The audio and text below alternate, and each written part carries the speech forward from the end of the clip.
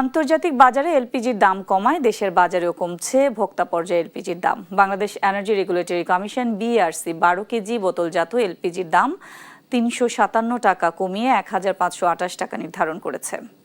বৃহস্পতিবার সংবাদ সম্মেলনে এই নতুন মূল্য ঘোষণা করেছে Bangladesh energy regulatory commission BERC. একই সঙ্গে কমানো হয়েছে অটো গ্যাসের দামও। নতুন মূল্য সন্ধ্যা ৬টা থেকেই কার্যকর হবে বলে জানিয়েছে বিইআরসি চেয়ারম্যান জালাল আহমদ। নতুন ঘোষণায় অটো গ্যাসের দাম লিটার প্রতি ৮৬ টাকা ৯৩ পয়সা থেকে কমিয়ে ৭০ টাকা ৪০ পয়সা নির্ধারণ করা হয়েছে। কমিশনের চেয়ারম্যান জানিয়েছেন, বাজারে নির্ধারিত দামে এলপিজি বিক্রি না হলে সংশ্লিষ্টদের বিরুদ্ধে কঠোর ব্যবস্থা নেবে বিইআরসি।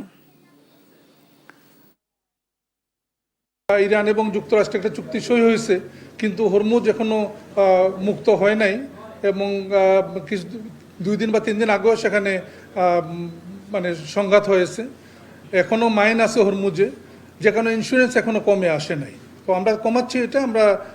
আমার মনে আছে ভালো করে যে ১২০-এ ছিল এটা, যেখান থেকে আমরা ২৫০-এ লাভ দিয়ে গিয়েছিলাম, মূলত সাপ্লাই চেইনটা যেন অক্ষুণ্ণ থাকে।